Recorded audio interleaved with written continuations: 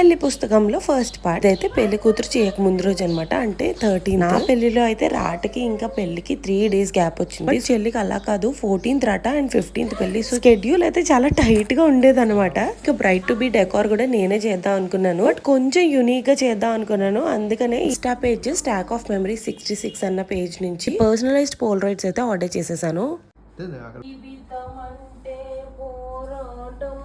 అది కొంచెం మ్యాడ్నెస్. వైజాగ్ లో నా ఫ్రెండ్స్ సజెస్ట్ చేశారన్నమాట, ఈ పేజ్ లో కొంచెం జెన్యూన్ ఉంటుంది తీసుకోవచ్చు అని. ఇంకా డెకార్ కన్నా మా ఆటలే ఎక్కువ ఇక్కడైతే. అసలు జగదీష్ ఇంటో ఫుల్ లైవ్లీ ఉంటుంది నాకైతే.